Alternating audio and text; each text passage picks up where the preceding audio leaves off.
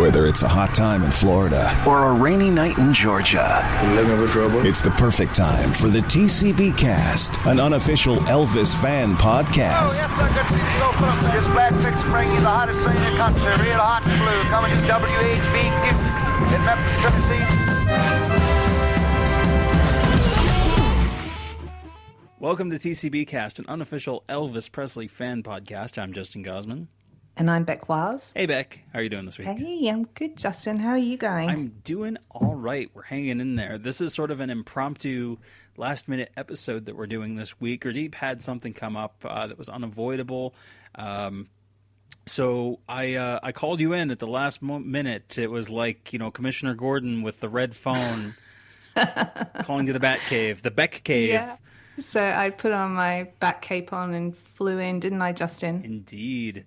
Yeah. So we don't really have necessarily a topic or anything that we're going to talk about this week per se. It's going to be very loose. We don't even have songs of the week. It was so last minute. We don't even have that. But we are just going to talk all the things that we like to talk about Elvis and Elvis news and all of that. How have things been for you in the last, I guess, couple weeks and Elvis news-wise and all that? Well, I've been hanging out for more information about the score because I just loved the score for the movie, and they dropped this hour and it's more than an hour and a half. It's an hour and 36 minutes. It's I think it's kind of like a podcast format, I guess, and it's just covering the story of the score. And I haven't listened to the whole thing through. Like, I'm only about 25 minutes in, but what I've heard so far is it's just fascinating to get an insight into all the thinking that went into this score. Yeah, it's with Elliott Wheeler, the composer, and Baz, obviously, as director. And it's kind of like a podcast in that the two of them are bantering back and forth, but it's almost more like a traditional radio program, where they do play out the full cues, rather than just having clips or excerpts. They just straight up play full cues from what I assume is the forthcoming score album. Yeah. And that was incredibly interesting to sit down and listen to. And I was thrilled to even hear, like, even from the top of the movie, they have the version of Cotton Candy Land that incorporates, obviously, that opening riff of Edge of Reality, those horns and everything, which, obviously, the version of Cotton Candy Land that was on the soundtrack between Stevie Nicks and Chris Isaak was that more structured cover, like proper cover of it, as opposed to just how it was featured in the film. But yeah, and of course they throw in a whole bunch of clips. They do the Flyaway Weave, as Elliott Wheeler has it titled, which is essentially, All Fly Away and That's All Right Mama and Black Snake Moan. And just throughout, like, one of my favorite parts, and I'm curious to hear what kind of your favorite cues or moments, just taking to what you have listened of it, have been. But this is something that even when the movie was in theaters, Tony Plews actually reached out, and we were comparing notes on all the little Easter eggs and details, but specifically on the score at one point. I think between like my second and third viewing and between his I don't know how many viewings. But we got to talking about, there's a moment in the section of the score over when they're on the Ferris wheel, and I believe the cue that Elliott Wheeler talks about is called Ferris wheel. Yeah. And it's when Elvis is at Sun Records in a flashback with Marion and Sam, and it's raining, and he's talking about how he's got to sign with RCA, and that Sam's and Marion are encouraging him, like, yeah, they're gonna be able to do a lot more with you than I did. And there's this beautiful thing that Elliott Wheeler does where he weaves in the melody for Unchained Melody in there. That's just very subtle.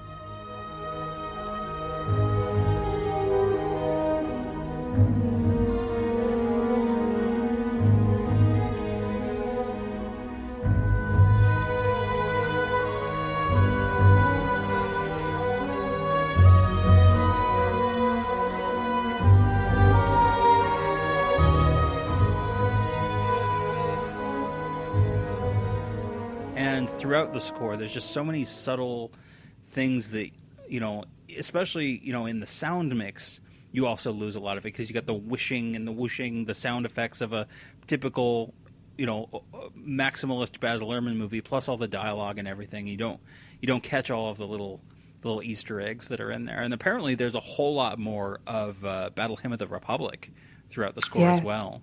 Was there anything that caught your ear? Well, I've been hanging out for a while for the Flyaway because that cue in the movie just really got to me, the gospel tent, and then Arthur Crudup playing in the juke joint. And I just love the story that they told behind this, that they found this old church a couple of hours outside of Nashville and pulled this gospel choir together to record. And they went as far as miking the floor because obviously when, gospel singers are singing and it's just very loose, people stamp on the floor, they clap their hands, and they just wanted to kind of capture the authenticity of that. And I love that story.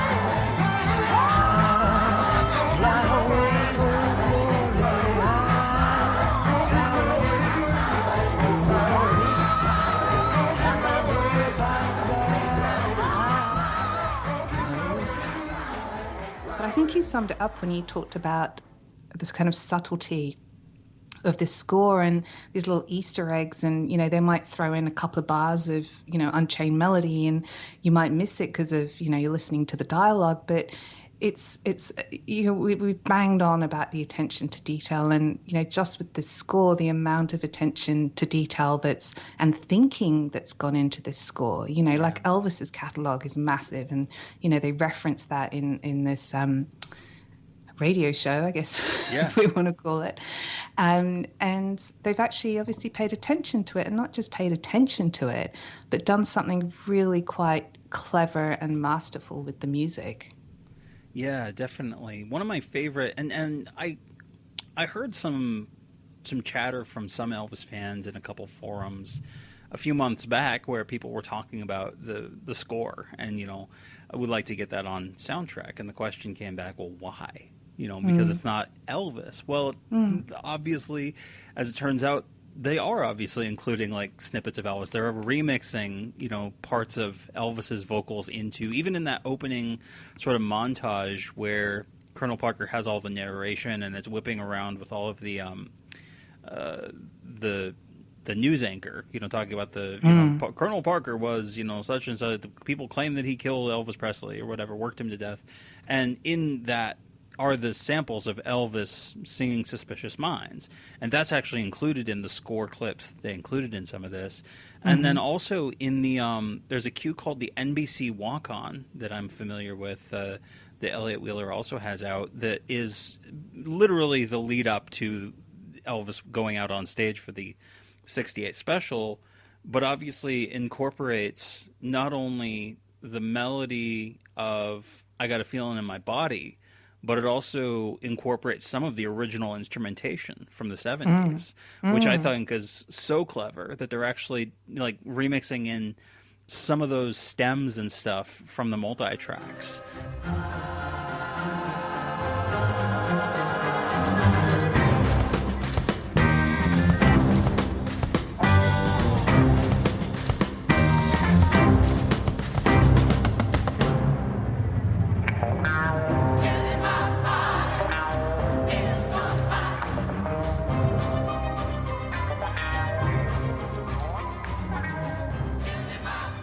The whole score is very much, and I can see why now when you hear it more isolated out, like, oh yeah, obviously this would never qualify for an Oscar because it's not a quote-unquote original score. It at best you could maybe call it adapted, but it's a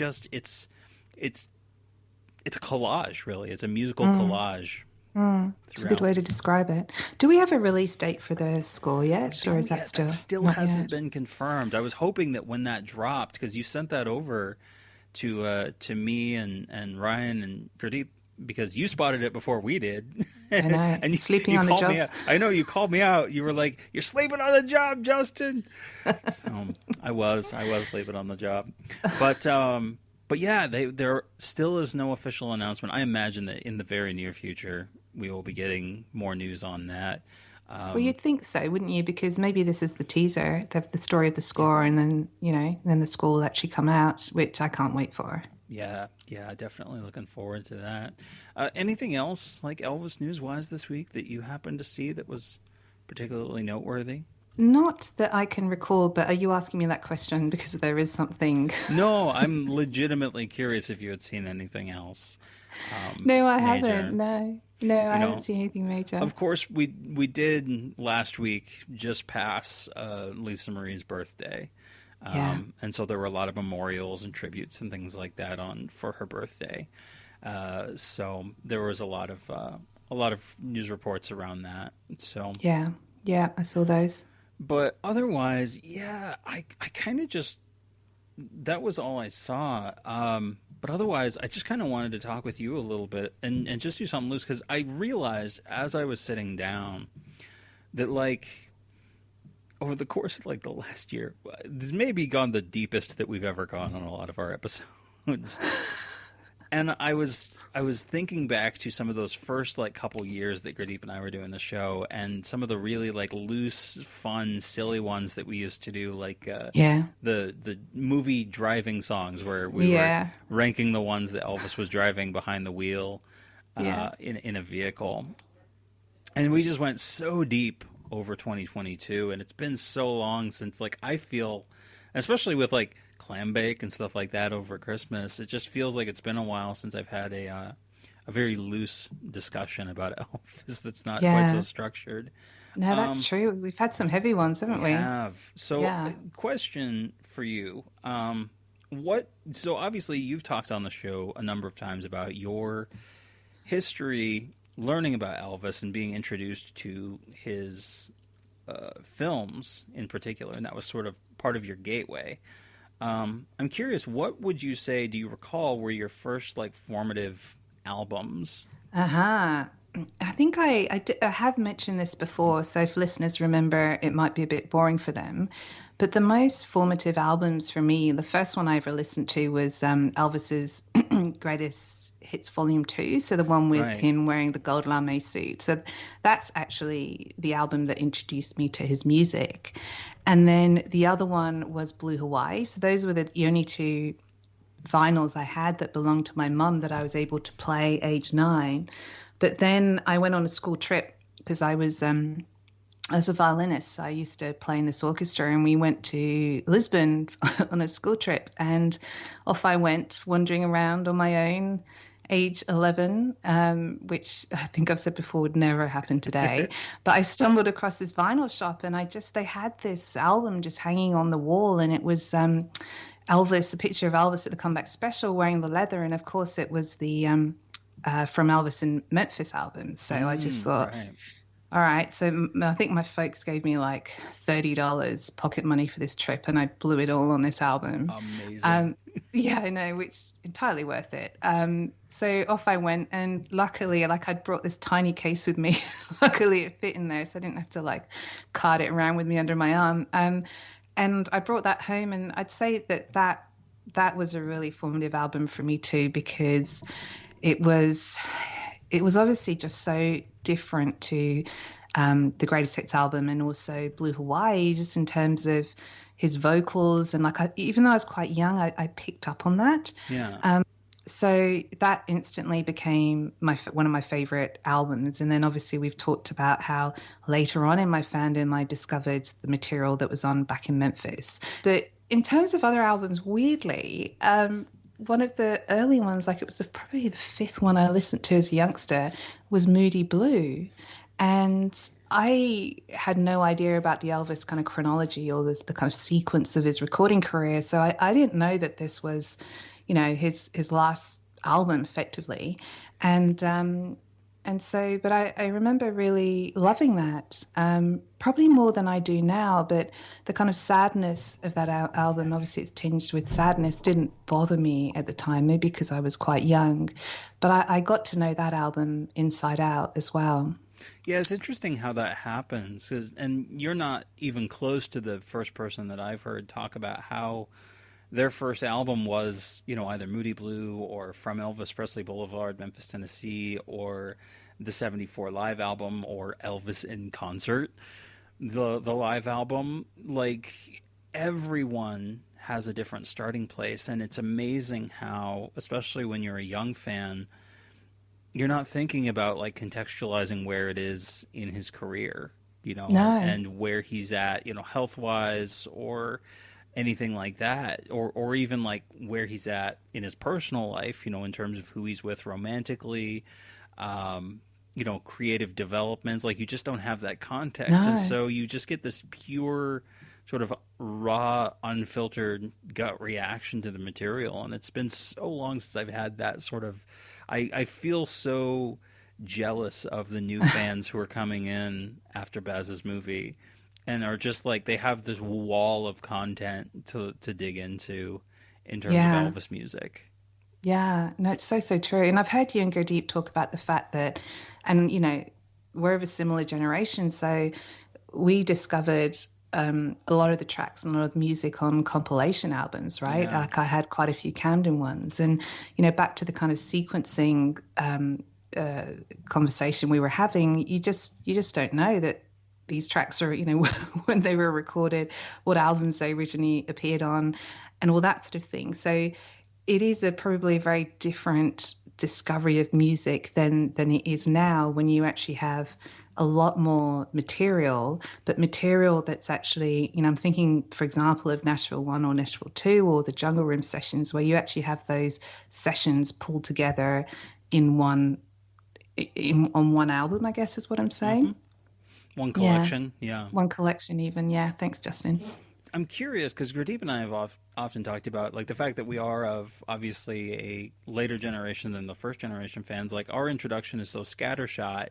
I'm curious, were there any major posthumous compilations that, like, were formative for you, early, in your fandom? Because for me, like, coming as a fan around 2000, 2001, 2002, I was much more of the era of, great country songs and Can't Help Falling in Love, the Hollywood hits, and some of the Essential Elvis, sets. I had like Essential Elvis Volume 3, the home recordings CD that came out. But were there any of those like kind of posthumous compilations that stuck out to you? Yeah, definitely. Like, I got them a bit later than the actual release date, but I remember getting my first credit card, and I don't know what it's like in the States, but you only need to be 18. And I went out to a music shop, and they had the Complete Masters Volume 1, and they also had the Platinum Collection. And I remember looking at them both, and looking at them, one by one, and going, okay, which one am I going to buy? And then clocking that I had a credit card. So it's like, well, I'm just going to buy both of them. Why don't I do that? And so I slapped it all on the credit card, and obviously worked out that I'd have to pay it off, because my dad wouldn't pay it off, which is great parenting. Although I didn't think that at the time. Think it at the time, yeah. Well, it's Saturday night and I just got paid. Fool about my money, don't try to save. My heart says go, go, have a time. Well, it's Saturday night, babe, and I'm feeling fine. I'm gonna rock it out. I'm gonna rip it out. I'm gonna shake it up, I'm gonna ball it up, I'm gonna rip it up, I'm gonna ball it night. And I got them home, and the Complete Masters was great because, again, it's a whole collection, and it actually, I could actually understand the sequencing of his music a bit more. But the Platinum Collection is the one that really kind of impacted me, and one that I still remember listening to, because it was my first exposure to proper kind of outtakes and actual tracks that hadn't been released before. And there was obviously that booklet as well. And so getting that information and having that information at my fingertips was was brilliant. Do you remember? I mean, did it have a similar impact on you when you got the Platinum collection? So weirdly, I got the audio for Platinum separate from the original box set, and I never had the booklet. And I mean, if we're honest about how the Elvis fandom is, like, Elvis fans are some of the most generous-hearted people there are on the planet.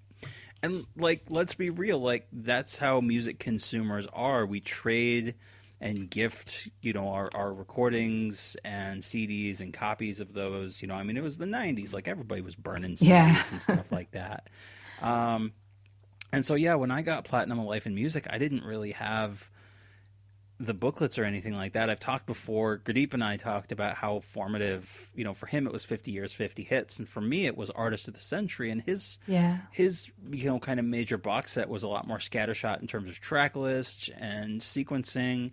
And it was a very sparse release. Like, it was very bare bones. But Artist of the Century, on the other hand, had a lot of just little details in the booklets. Like, when we did an episode on talking about those two compilations, sort of our formative experiences, I was reading some of the excerpts from some of the liner notes, and it's essentially like you get a paragraph blurb of the history of every song that's featured on the set.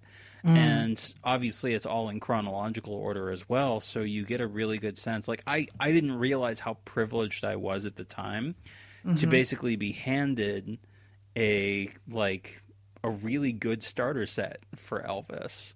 That really shapes your understanding in terms of the overarching story of his life, as opposed to kind of having to go backwards and piece it together. Well, here's a question for you. Are there any albums that you, or compilations that you listen to that you kind of wish you'd heard earlier on in your fandom? You know, compilation-wise, not so much. There's a few that, like, obviously, like, it's come back around where it's like, oh, you know, now I understand. Like, some of the early, like, Essential Elvis ones, I was not as familiar with. Tomorrow is a Long Time is one that I always wanted to get, but I could never find it in a store. Eventually, I ended up tracking down a copy online, but it took me forever because I saw the track list and I was like, oh, this is like right up my alley. It's that quiet comeback era that Ghosty likes to talk about, that sort of 66, 67, non-gospel, non-movie material like Guitar Man and Tomorrow is a Long Time and Big Boss Man and all that. So I kind of wish that I had had that one earlier on, but really, to be honest, it's more the original albums. Like, my gateway into Elvis was through compilations and through all of that. So even where, like, an Artist of the Century would, you know, give me this nice, like, overview of the hits of his career, and then I could take something like Suspicious Minds, the 1969 anthology, and slot that into 69, and I could take the home recordings and kind of slot that into mostly the mid-60s in between the movies. I could take Can't Help Falling in Love, the Hollywood hits, slot that in with the movies. I could kind of take the great country songs and sprinkle that across and sort of fill the holes that way. But the original albums, pretty much until 2016 when I got the RCA albums collection, I could not have told you what order the albums came in.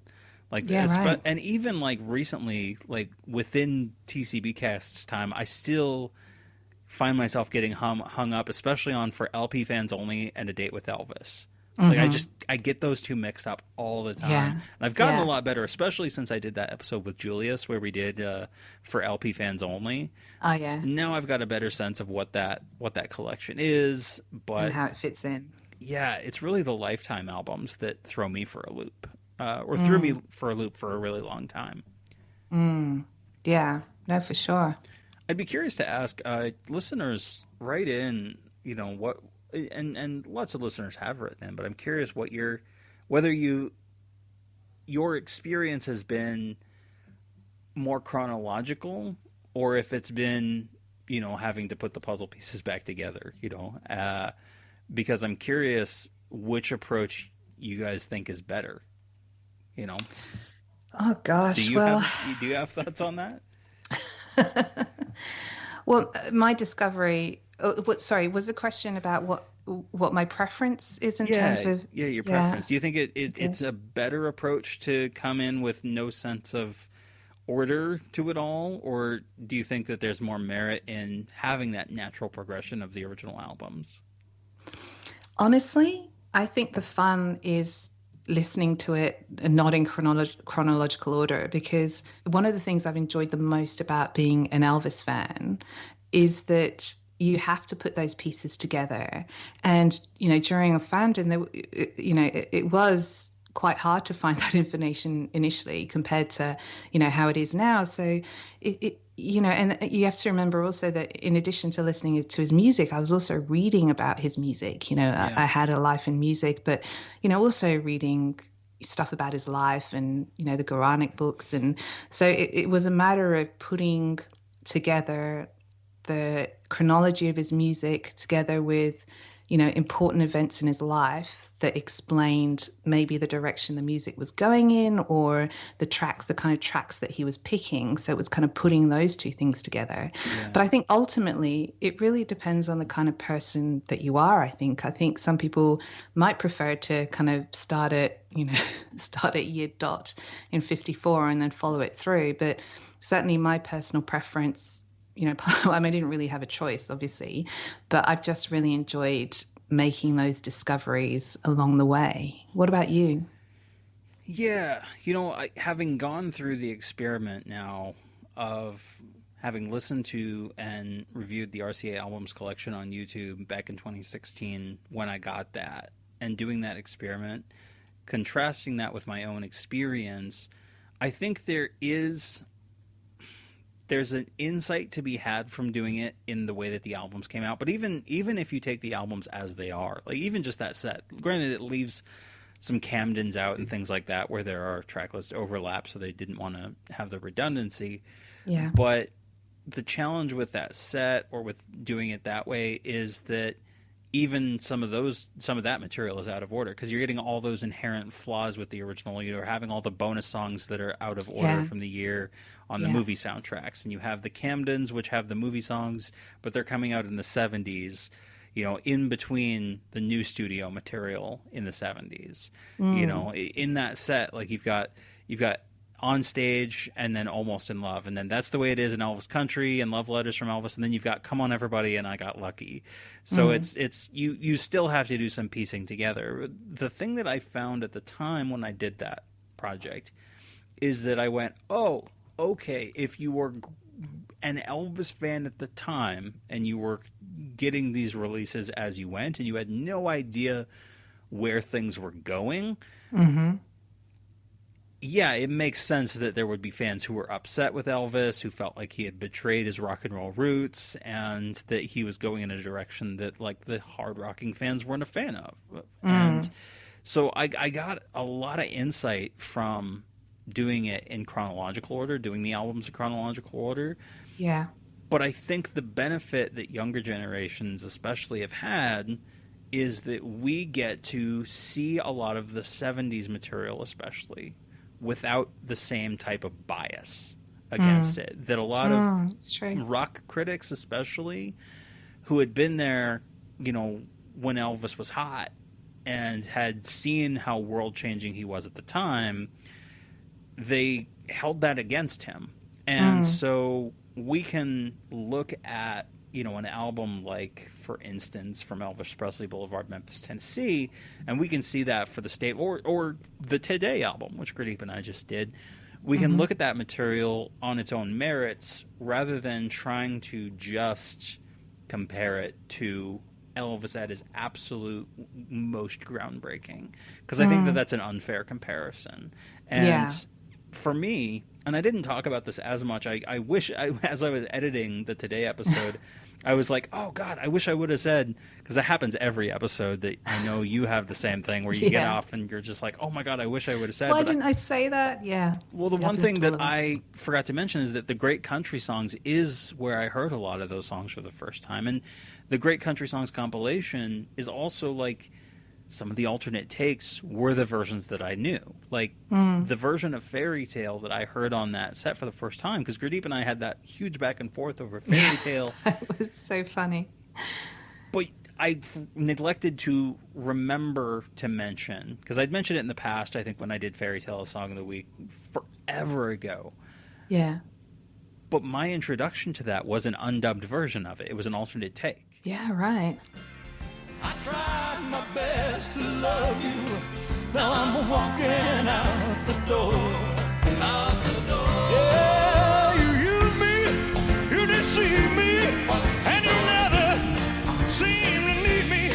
But I bet you won't forget me when I go. Oh, no, see, I've been lost in a dream, pretending that you can't. And so for me, I didn't have that overbearing, like the fiddles and the steel guitar and all of that for so many years. And in fact, I don't think it was several years later before I ended up, hearing the actual proper version from the Today album. By that point, I was already a fan of the song. Yeah. And so it didn't faze me that much. And then on top of that, like, I don't have as much of a problem with that style of music.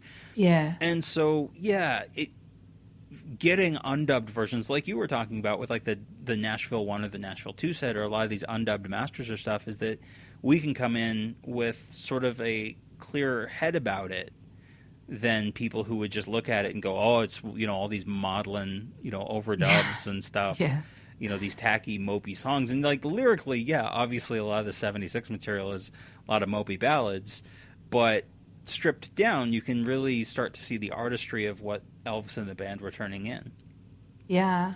Do you know what? I'm jealous of you for listening to Fairy Tale without the overdubs, because I probably sit with Go Deep on that song, and maybe I could have felt very different about that song. Wouldn't that be nice? Yeah.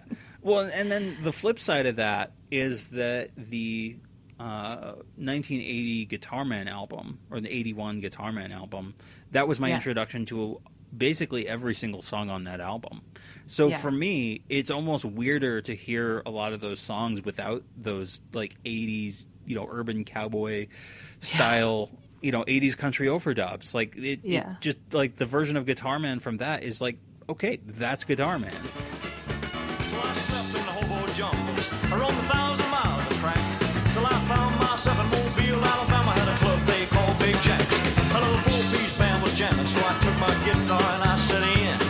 I showed them what a band would sound like, I was a swinging little guitar man. Show them, son.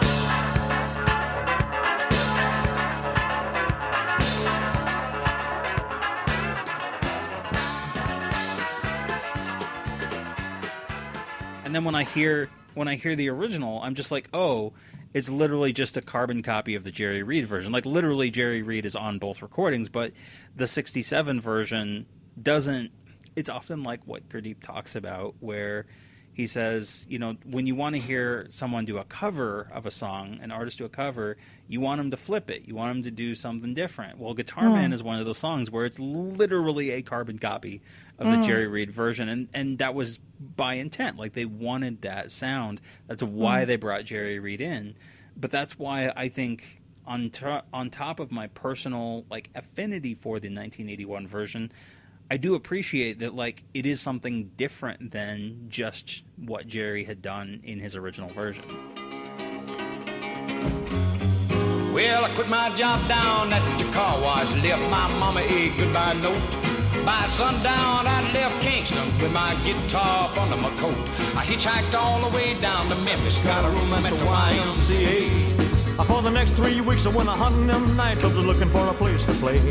Well, I thought my picking would set them on fire, but nobody wanted to hire a guitar man. Well, I nearly about That's interesting. I had sent you forever ago the FTD of Too Much Monkey Business. Yeah. And you had asked me initially, like, what my recommendations, because I had sent you a number of FTDs, talking about fans sharing their collections, and you had asked me kind of what I recommended. I had thrown that one in there, and I hadn't remembered to provide the context of, like, I grew up with those tracks, so it's one of my favorites. And you're just like, I remember you messaging me, and you were just like, what was that Gurdeep said last week? Yuckola. Like, that was essentially your reaction too. Yeah, because I'd asked you for your top 10 FTDs, and that came in, and I actually thought you were joking because I tried listening to it, and I was completely like Yakola. I love that Go Deep has now coined that phrase. We're just going to have to use it from now on. But that makes sense, right? If you heard that during your formative years, it's a bit like, when a duckling, is it like when a duckling is born, the first animal it sees, it thinks it's his mother? Yeah. It's that kind of thing, isn't it? It's like you exposed to this and it is your formative album. So we had very different views on that, didn't we, Justin? Yeah, definitely. And that's totally fine. Like Gurdeep and I sit on different ends of that album too, for obvious reasons. Yeah. God, it would be a boring show if we all agreed with each other, wouldn't it? Yeah. One thing that I was thinking about, I was listening to, and I have to shout out again, if you're not listening to EAP Society with John Heath and Jamie Kelly, they do such a fantastic job over there on YouTube and on their channel. Yeah. But I was listening to one of their more recent episodes, and they had one thing that I like about their approach is that they, unlike us, they do sometimes remember that there are new fans listening to their show. And there are fans that are not just being thrown in the deep end. And so, like, they'll explain, again, like, what an FTD is and why it's significant that they're released. And they'll talk about, like, why someone would bother listening to the outtakes of songs. Whereas, like, we're to the point now where we're just, like, we presume that you know what's worth doing this for when we talk about Song of the Week. Yeah. And we presume that everyone will want to do the listen same to thing, yeah. Hours of outtakes, yeah. And I think it is worth mentioning, and where I was going with that is, I think, because I can imagine there are people who are going, ooh, I don't want to listen to hours and hours of the same song, and I don't want to, what's the point? But the point is, and I think John articulated this very well, is that he said something along the lines of, like, if you know those performances, back to front, if you're so familiar with them, listening to the alternate takes can give you an insight into how that recording came to be the way that it was. And hearing something, like, one of my favorite things that I did when I was a very young Elvis fan was that I took the structure of Elvis 30 number one hits and I tried to piece together a quote unquote like alternate 30 number one hits where for every single song I was using an alternate take. All right. And just like or an alternate performance if possible, if I had access to that, if it if it was only available live or something like that. But because I always liked the idea of hearing something that you're familiar with but just slightly different. Yeah. Because it can give you insights and perspectives that you hadn't considered about a song.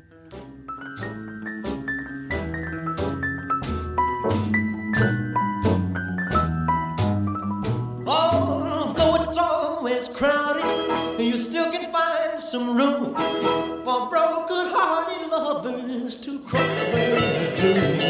So, baby, so lonely, baby. They're so lonely. Well, they're so lonely they could die.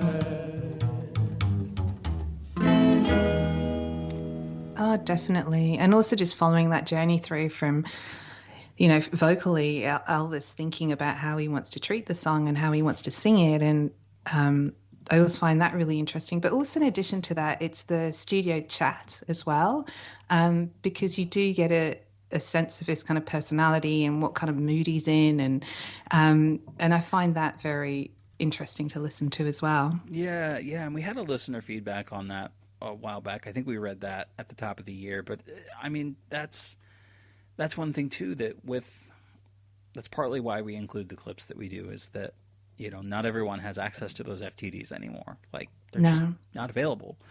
They're just not commercially available. And I had the thought, someone asked, I think was it Reddit?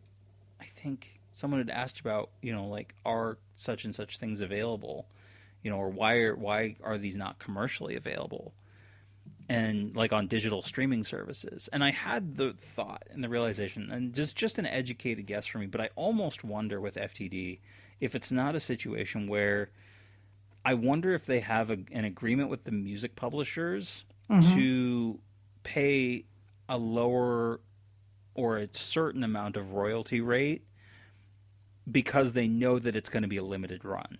Like they know that like there's only going to be XYZ quantity that are ever sold of this product.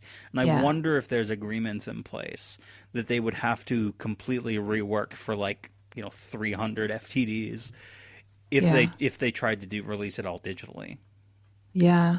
It's such a shame though, isn't it? Because like you see copies of these FTDs going on eBay for like hundreds of dollars. Mm-hmm.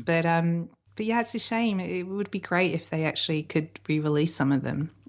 Yeah, it's a shame because and to be fair to Sony, more than a lot of artists, like Elvis has been given like the red carpet treatment in terms of outtakes, alternate takes, box sets. Like I think sometimes it's important to take a step back and remember like just how privileged we are as Elvis fans, and that there are a lot, especially his contemporaries and his influences, that do not get the same treatment or have never gotten that same treatment.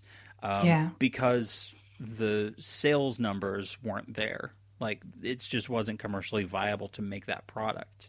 Yeah. And that's something that is unfortunate, that there are, well, again, like talking about puzzle pieces, one thing that you and I just did is over on our Patreon, we just did a bonus episode talking about a number of Elvis's influences.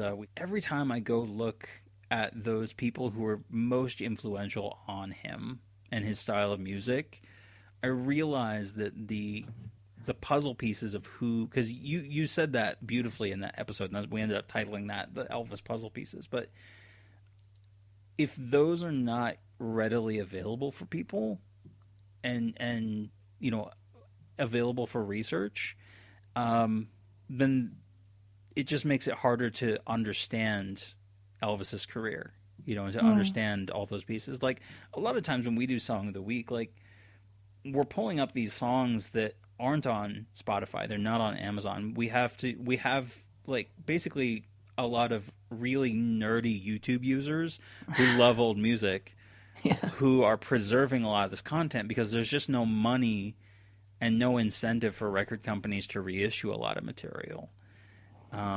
And so, I'm grateful that there are a lot of, nerds out there who love cataloging and archiving old music. Yeah, thank God for nerds. Yeah. Well, it's Saturday night and it's me. I messed up. It's all right, Richard. Still rolling anytime. I'll do it this time. I got it. I feel my way. I get it. Rolling again. Take two. Hey, wait. Watch your cigarettes, brother, so we can get right in it. Hold it, so we can get right on the beat.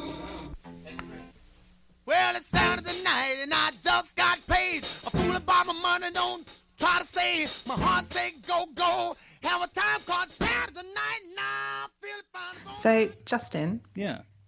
You've had a few people write in asking to find out a bit more about us personally. Yeah. And about 4 episodes ago, you said to go deep.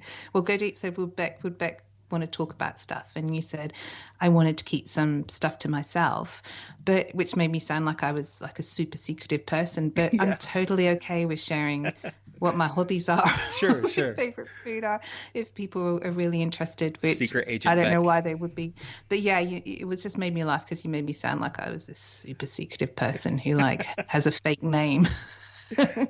That's really is my Beckwaz is my name, by the way. It's my real name.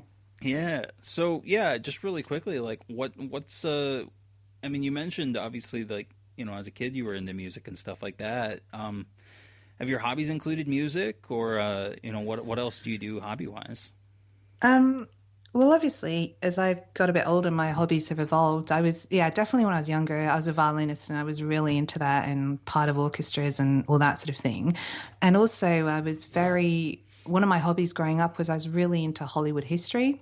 Because I grew up with old Hollywood musicals. So, I got to see all of those and then I started reading about them and I just really delved into that kind of world. And that was a hobby of mine for a while. I guess you could say Elvis is a bit of a hobby, but I'm really into exercise as well. So I run quite a lot. My favorite place to be is by the water. And I'm lucky enough to live in a place where I'm 10 minutes from the beach. So if I need to do any thinking, and sometimes when I'm researching for this podcast, actually, I take myself off down to the beach because I just love it, and I love being on my own down there.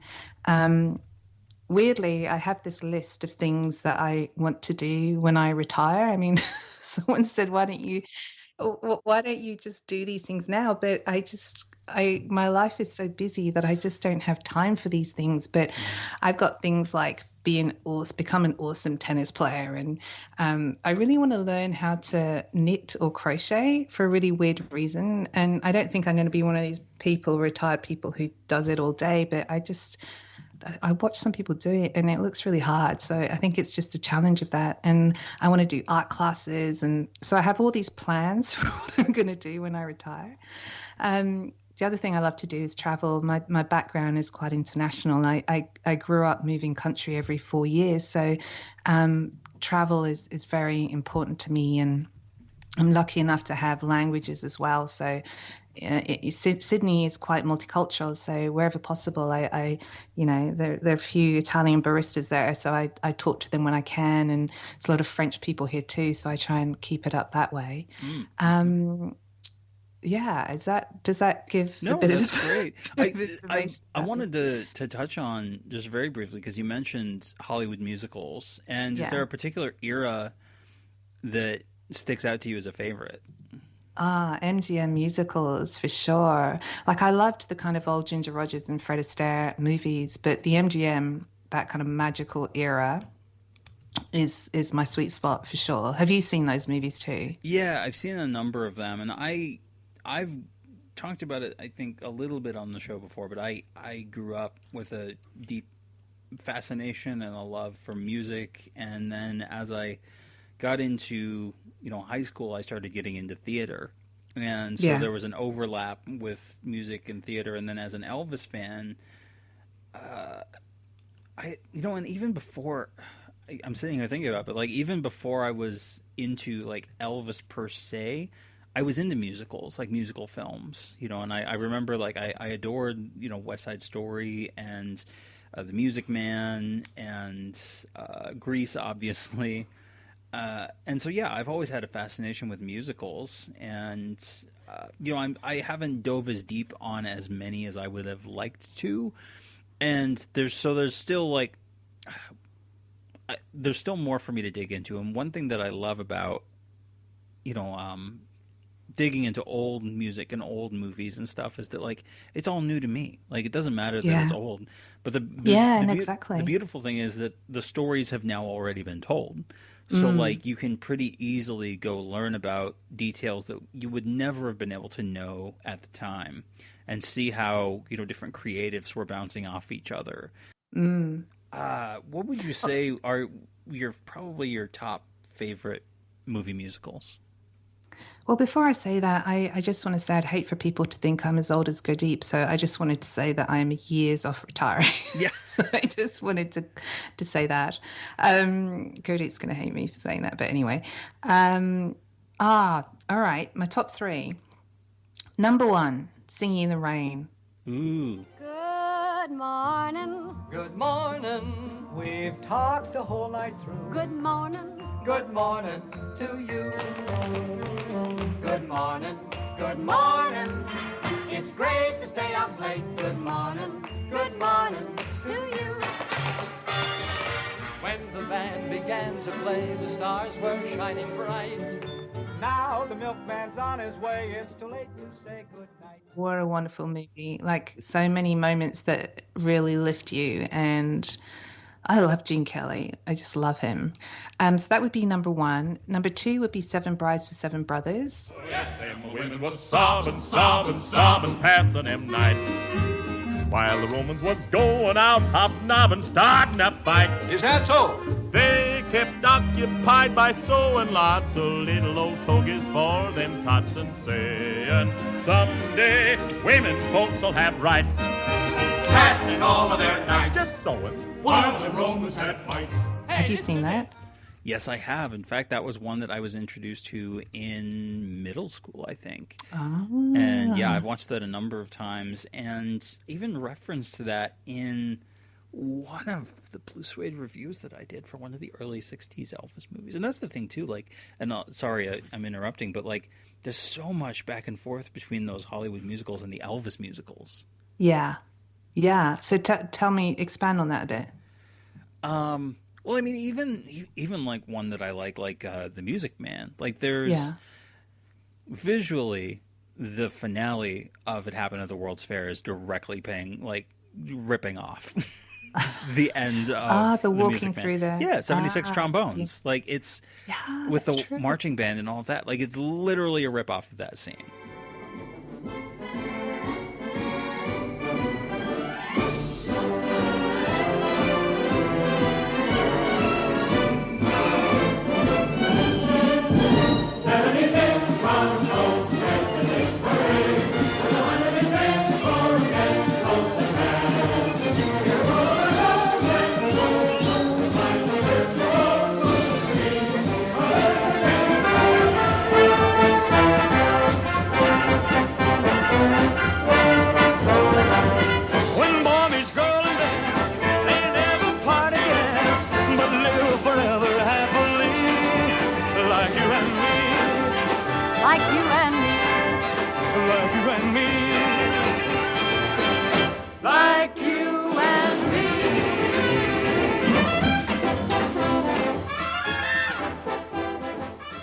Definitely using the same visual sort of imagery as that sequence. And because that movie had just come out like the year before and had been such a huge success. Yeah, so it's kind of borrowed from that. Yeah. Mm-hmm. I should also like to say that Seven Brides, Seven Brothers, of course, I acknowledge there is something terribly wrong with 6 men stealing 6 women over winter and up to spring. It's totally wrong, isn't it? Just thought I should say that. And number 3 would have to be probably Showboat. Have you seen Showboat? Oh, man. I'm familiar with the soundtrack material, but I don't think that I've actually sat down and watched it. I mean, because obviously, like, Old Man River is the big one from that show.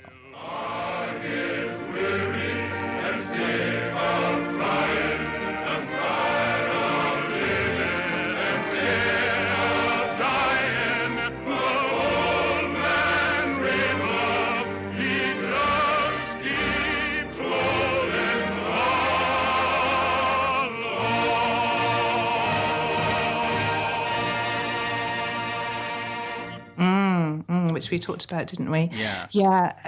My number 3 would probably be A Tie with High Society as well, which is one of my all-time faves. Yeah, I was just looking at my notes here. Yeah, where I mentioned Seven Brides for Seven Brothers.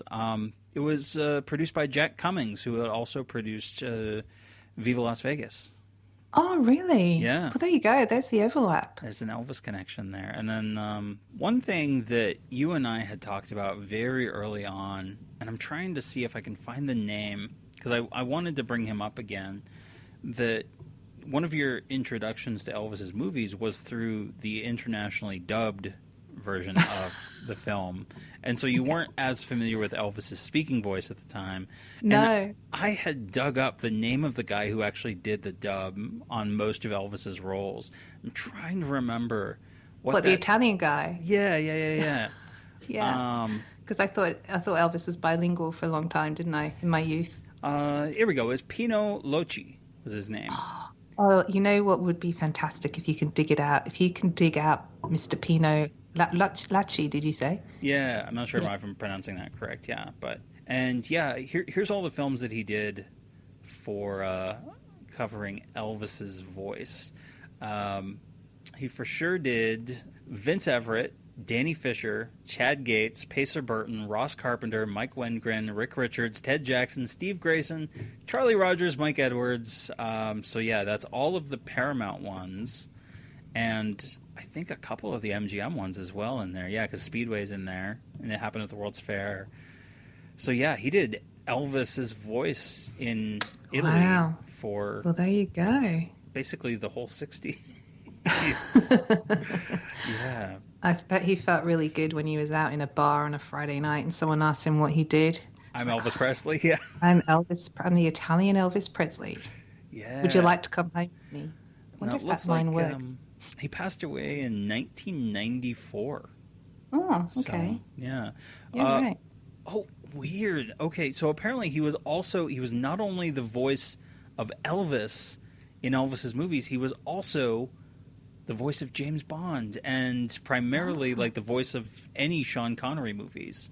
He did the Italian voice dubs for Octopussy, Moonraker, The Man with the Golden Gun, Live and Let Die, Spy Who Loved Me, For Your Eyes Only, A View to Kill. Like, he was Bond and Elvis. That is so cool. Oh, and Dr. No, and From Russia with Love, and Goldfinger, and Thunderball, and Never Say Never Again. He was freaking Bond. Wow. I bet the ladies must have loved that. He must have been very successful with the ladies. Ammiro il suo coraggio, Miss Trench, Silvia Trench. E io ammiro la sua fortuna, Mr. Bond. James Bond. Andrea, devo passare la mano. Spero che mi perdonerà, ma è molto importante. Mi dica, Miss Trench, lei gioca a qualche altro gioco? Voglio dire, oltre allo chemin de fer. Sì, golf, tra le altre cose. Domani pomeriggio, allora? Domani? E potremmo andare a cena dopo, no? And then apparently he also did the voice of Ringo Starr in the Italian dub of Yellow Submarine. Oh, really? That's Gosh, a weird... Yeah. But did they do an Italian dub? That's really strange. Interesting character. Yeah, might need to dig up some more information on this, Jet. Yeah. Very cool. I'm curious, because we've talked, obviously, about Blue Hawaii. We've talked that we're going to do Wild in the Country. And we've talked about, obviously some of your favorite Elvis movies and stuff like that. But I'm curious if there are any of the Elvis movies that you think are underrated. Oh, Justin, you're good with the questions, aren't you? Underrated. Well, I actually think Wild in the Country is underrated. It sort of feels like there's a cohort of fans who really appreciate that movie, and I know that you and I sit in that cohort. But I sort of feel like that's a movie that might get bypassed a little bit because, people tend to watch the kind of Blue Hawaiis and the Viva Las Vegases. Mm-hmm. And you want to be an errand boy all your life? Or slop hogs on some farm? You told me you wanted to be a writer, not be one. I suppose you're wrong. Suppose they start laughing at me again. You take that chance. Where are your guts, Glenn? I'm an ignorant country boy, ma'am. Oh, stop boasting. All of a sudden, out of nowhere, all this stuff about my being a writer and going to college. What are you trying to do to me? I'm trying to wake you up to open your eyes. Is that what the parole board told you to do? I thought you were supposed to help me, ma'am. Not rile me up like a muddy creek. Take my life and twist it into something you want. Not me, ma'am. Not me. It seems to me you're overstepping. But as I said, I haven't validated that, so I don't know. What's your view? Do you think it's a... Yeah, I tend to agree. And also the sort of post-68, like post-Live a Little, Love a Little movies are, I think, very underrated. Charo and Trouble with Girls.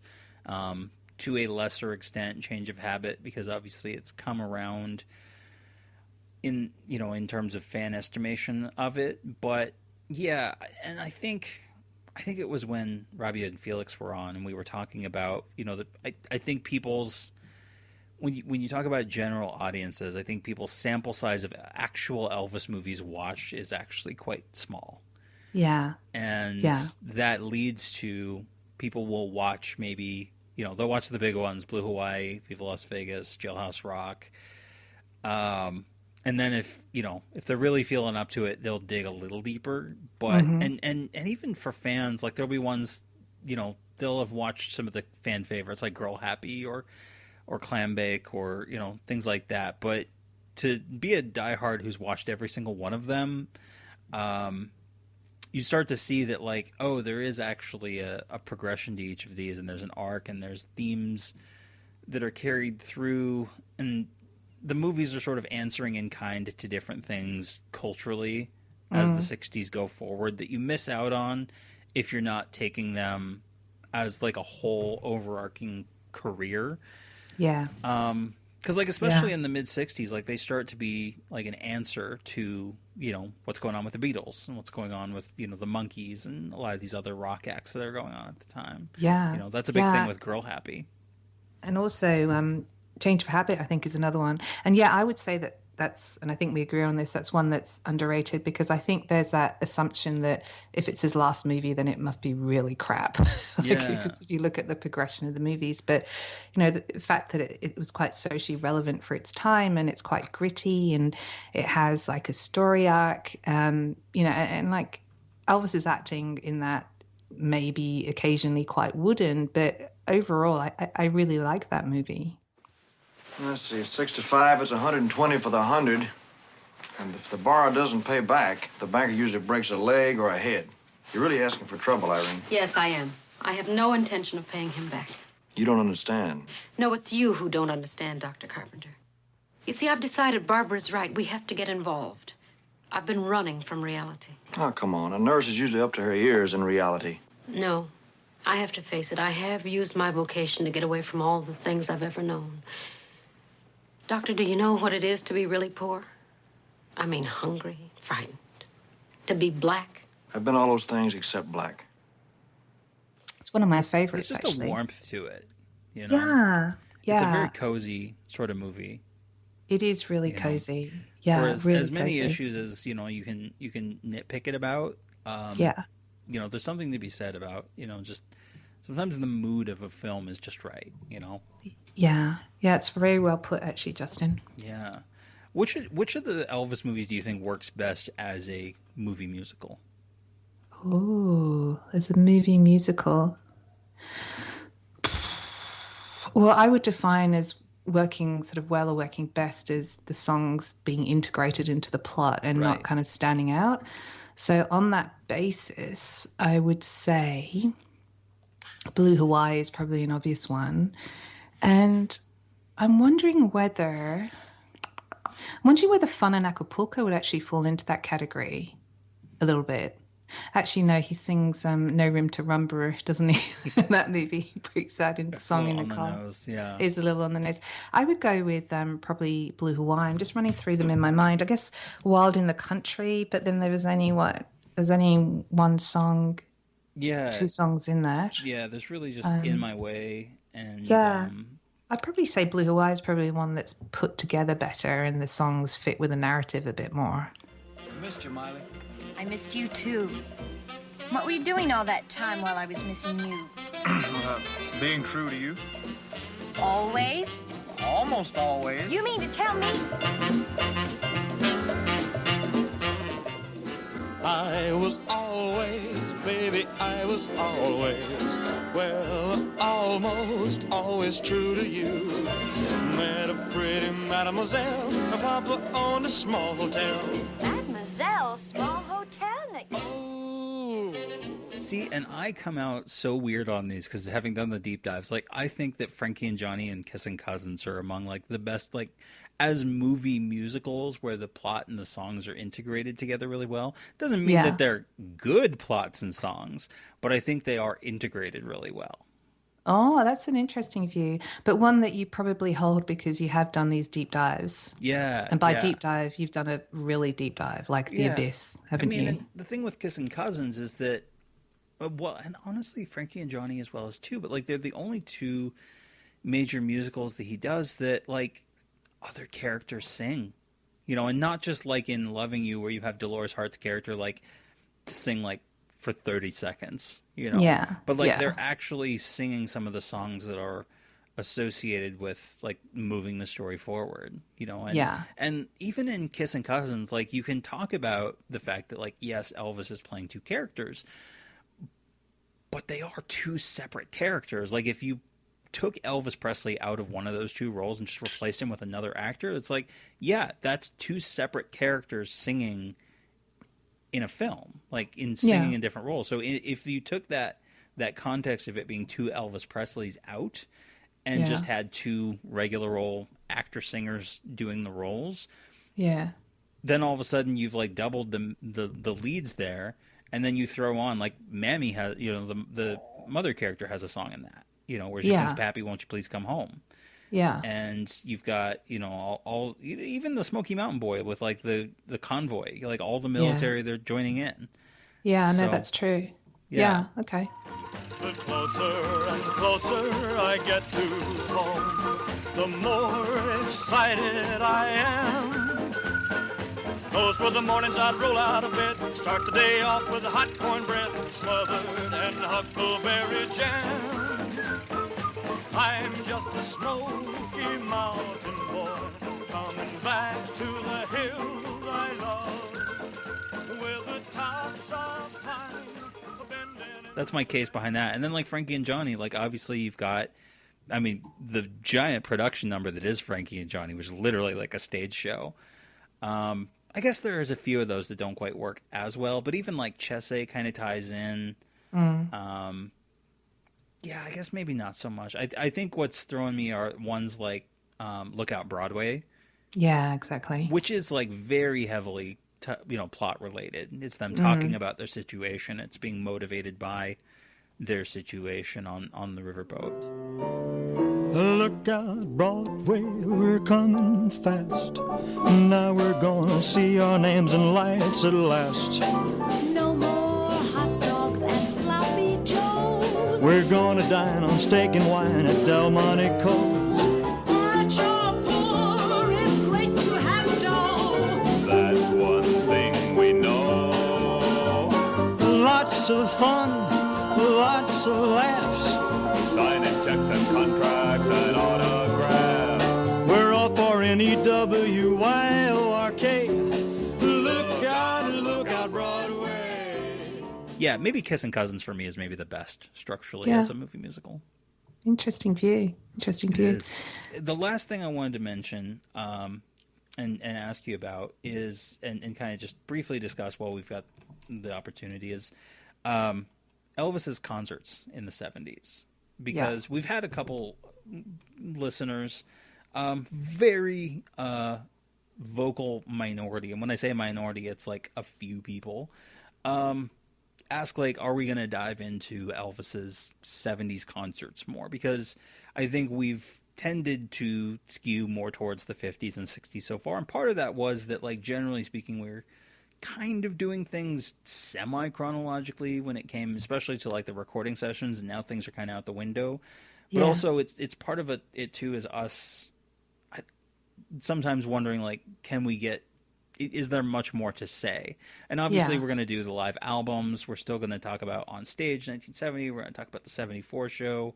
And yeah, like, we are going to talk about Elvis's live stuff in the 70s, and I know that there are listeners who are huge fans of the concerts, and I want to acknowledge that, like, yeah, there are distinctions between, like, even tours of, like, who is on the band. And I think for us, I don't know where you sit on the concerts and how you appreciate those and how you dig into those, if you do dig into those as much as the concert heads. But for me, it's always been really tough for me to find the right things to say about those that aren't just like, yep, he's doing I Got a Woman again. Well.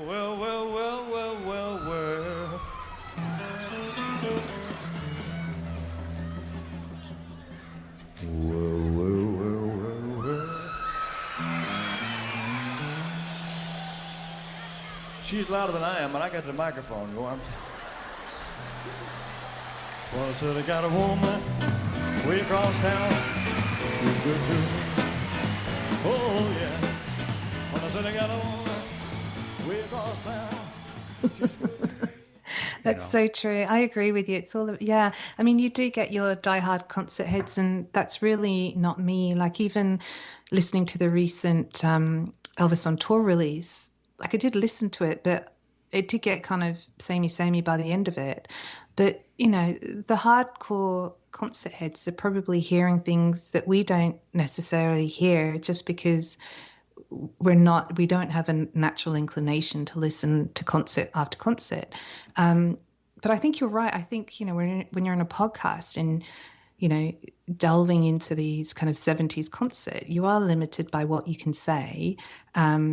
Apart from, you know, those kind of standout performances. I mean, we have talked about doing some of the performances that have been released on FTDs and maybe some bootleg ones. I mean, people do talk about the Lake Tahoe concert. Is that meant to be a real standout? Yeah, I mean, and overall, the Lake Tahoe engagements and stuff like that, like, I do want to talk a little bit about, like, the history of Lake Tahoe as a community. why it's significant that Elvis was doing engagements there alongside Vegas and stuff like that, especially for people who might not be familiar with what Lake Tahoe is. But yeah, we are definitely gonna touch more, and I've been trying to, since receiving those, not criticisms but constructive feedback of like, hey, would you guys do some more 70s stuff? Like, I've been trying to push for us to do more 70s albums, more 70s songs of the week, things like that. But it's a matter of us learning to find the right way to talk about it. And I think for the concerts especially, it's going to have to be kind of learning a new way of approaching those in such a way that we're not necessarily going track by track or set list by set list. Instead, maybe the best way to do it is in terms of an arc of a season or an arc of a tour, where we're not talking about the individual performances or listening to all of the performances in a week to try to like crunch it all. But maybe more talking about what was different, what was notable about a given tour or something like that. But that's definitely something that will be happening in the future. So. Gonna get me a boss man, one's gonna treat me right. Work hard in the daytime, rest easy at night, big boss man. Big boss man. Can't you hear me when I call? Big boss man. I said you ain't so, you just talk. Big boss man, big boss man. Can't you hear me when I call? Yeah, it's on the list, isn't it, Justin? Yeah. So, but yeah, that's kind of, we just some Elvis talk this week. Hopefully, I don't know how entertaining this has been for our listeners. It's not as structured as it usually is. Do you think anyone's still listening? Do you think they might have like switched off half an hour ago? Oh, well, for those who are still listening, thank you. Yes, thank you for tuning in. And, I also, the last thing is I think you and I should do the Elvis-related musicals. Ooh. Like All Shook Up and $1 Million Quartet. Ooh, that's a brilliant idea, given my love for musicals. No, I'd love to do that. And me with a theatrical background. Yes. Yeah, totally I can't promise I'll be kind, but I'd love to do that. I ain't the biggest fan of some of those choices either. But they're incredibly interesting and worth talking about. Yeah. So. Okay, great. All right. Well, folks, thank you for sticking with us through this weird one-off episode, and we'll be back on our regularly scheduled, I guess, knowing what the heck we're doing next week. Hope everyone's having a good week, and I think with that, it's a hot time in Florida. It's a rainy night in Georgia.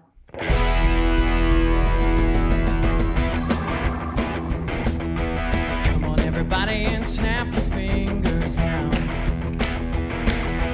Come on, everybody, and clap your hands real loud. Come on, everybody, take a real deep breath and repeat after me. Love my baby, love my baby. Hey, hey, hey, and my baby loves me. You've been listening to the TCBcast, an unofficial Elvis fan podcast. Someone must have stomped on his head with those blue suede shoes. Thank you and good night.